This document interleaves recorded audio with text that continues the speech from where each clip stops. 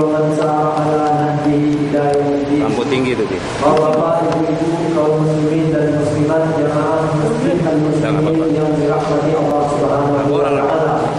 Marilah kita aturkan puji dan syukur kehadirat Allah Subhanahu wa taala atas limpahan rahmat dan karunia-Nya kepada kita bersama, khususnya nikmat keimanan, sehingga kita memiliki hati yang terbuka untuk menunaikan ibadah puasa pada bulan Ramadan ini. Dan alhamdulillah pada hari ini kita telah atau segera akan mengakhiri hari ke-13 dari puasa Ramadan untuk tahun ini. Kemudian salawat dan salam kita sampaikan kepada Nabi Muhammad SAW, utusan Allah untuk menyampaikan risalahnya supaya kita ikuti dan kita berbuat dengan sebaik-baiknya. Jemaah yang berbahagia, pada kesempatan hari ini menjelang berbuka, saat-saat Allah Subhanahu wa taala akan mengabulkan doa para hamba-hamba yang berdoa. Marilah sejenak kita bertafakur dan merenung serta mengambil iktibar dari pelajaran dari perjalanan bulan Ramadan dari tahun ke tahun yang kita jalani. Jemaah yang berbahagia, sebelum bulan Ramadan ini adalah bulan Sya'ban.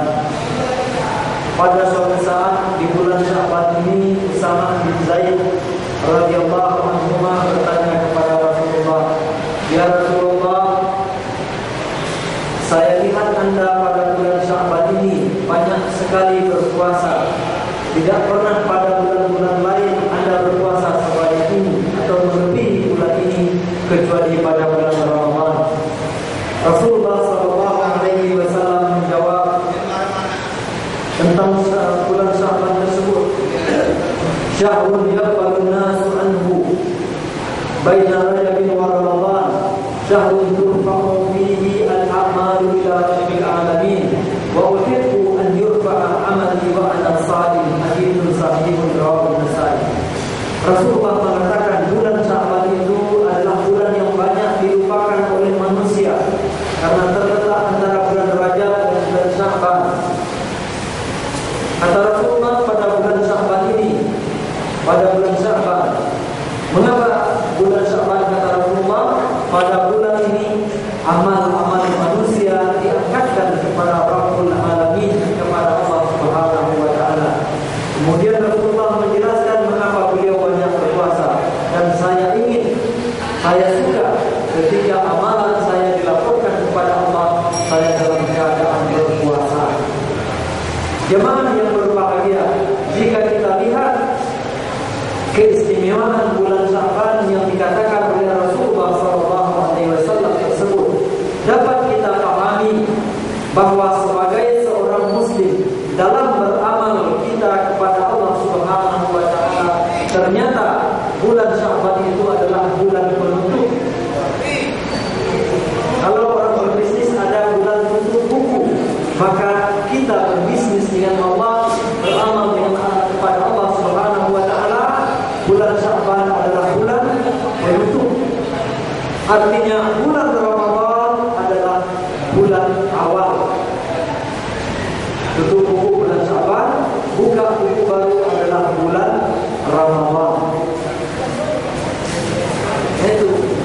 Jadi bukan bulan Muharram. Penetapan bulan Muharram sebagai awal tahun baru itu mengikuti tradisi orang-orang Arab yang ada sebelum Islam. Tetapi dalam beramal kita kepada Allah, awal tahun amal kita adalah bulan Ramadan.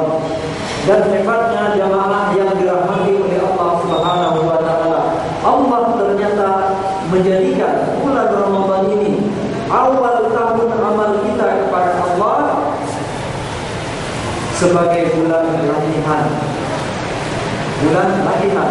Jadi awal tahun beramal kepada Allah dibuka dengan latihan. Kalau kita perhatikan pula, yang dilatih itu dua aspek jasmani atau biologis, kemudian aspek rohani, kejiwaan kita. Karena memang manusia terdiri dari dua unsur ini, rohani dan jasmani. maka jasmaninya bukan lagi menjadi orang, tetapi menjadi mayat. Dan rohaninya sudah tidak kelihatan lagi. Ketika keduanya ada, maka itulah dia manusia hidup sebagaimana adanya kita hari ini. Kemudian tarbiyah pada bulan Ramadan ini menyangkut kedua hal tersebut, aspek jasmani dan aspek rohani. Ketika kita lihat bagaimana Rasulullah mengatakan sumu tasihu, berpuasalah niscaya kamu sehat. Aspek tarbiyah jasmaniah bulan Ramadan adalah dengan berpuasa. Meskipun puasa juga nanti ada aspek rohaninya, tapi ingat, tarbiyah jasmaniah yang diberikan oleh Allah intinya adalah menahan makan, menahan minum, kemudian menahan hubungan suami istri di siang hari bulan Ramadan. Tetapi tarbiyah atau pembinaan atau latihan awal tahun amal kita yang diberikan oleh Allah pada bulan Ramadan ini bukan menahan, tetapi beramal, bekerja. Qiyamul lail, siam Ramadan. Pada siang harinya kita menahan, pada malam hari kita melakukan qiyamul Ramadan. Kemudian dilengkapi dengan membaca Al-Quran, karena bulan Ramadan adalah syahrul Quran. Kita dianjurkan banyak-banyak membaca Al-Quran. Kemudian melakukan atau membayarkan zakat fitrah atau zakat fitri. Banyak-banyak berzikir kepada Allah, banyak-banyak berdoa kepada Allah Subhanahu wa taala. Tarbiyah ruhiyah. Akan tetapi pada kenyataan kita melihat untuk mentarbiyah, memberi gizi jasmani, ternyata kita banyak selama ini melakukan segala hal, sementara untuk hal-hal yang berbau atau mengarahkan kita untuk membina rohani ini jarang kita lakukan. Pada bulan Ramadan ini sangat ditekankan sekali jemaah yang berbahagia. Bapak-bapak, ibu-ibu yang dirahmati oleh Allah Subhanahu wa taala, manusia terdiri dari rohani dan jasmani. Kedua-duanya membutuhkan gizi.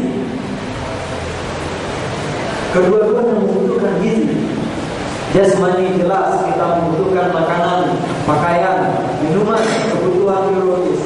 Demikian juga dengan kebutuhan rohani.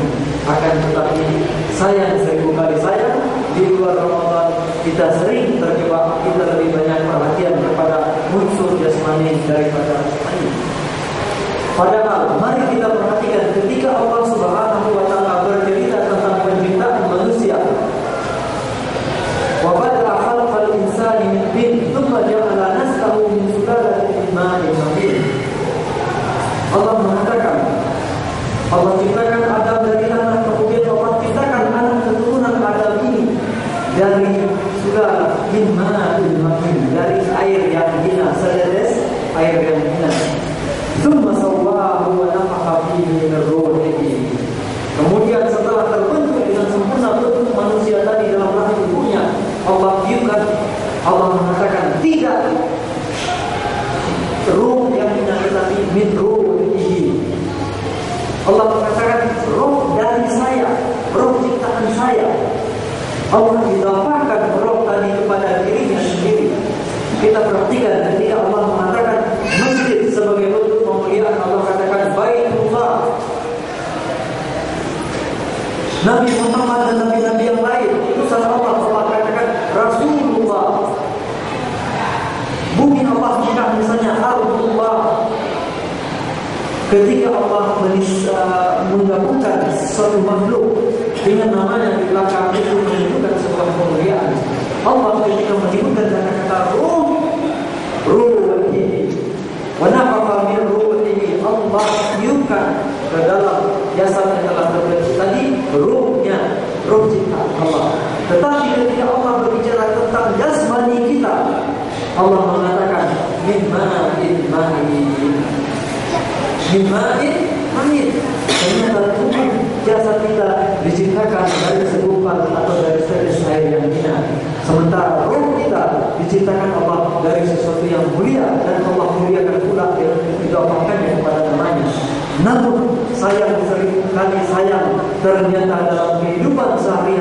kita lebih memprioritaskan jasmani daripada rohani.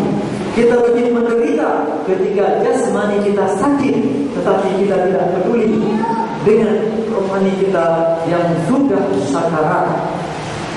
Padahal bapak-bapak yang berbahagia, orang yang jasmaninya sakit tapi rohaninya kuat, insya Allah dia akan bertahan. Dia akan melakukan hal-hal yang ajaib. Namun sebaliknya, orang yang sehat, fisiknya kuat, ilmunya tinggi, otaknya cerdas, tapi rohaninya sakit, dia akan membuat kerusakan di muka bumi ini. Kita lihat saja para koruptor dan pelaku-pelaku kejahatan yang berpikir itu, mereka bukan orang sakit-sakitan, orang hebat, sekolahnya tinggi, tapi ketika yang dipikirkan hanya kesehatan jasmani, namun tidak menghindari, hilang rasa malu, hilang segala-galanya. Namun ketika rohani ini yang hidup, Masya Allah. Jemaah yang berbahagia, di akhir ceramah ini atau tausiah ini, saya ingat ada sebuah kisah dari kejadian Jogja, Gunung Merapi Jogja. Seorang teman bercerita dalam rombongan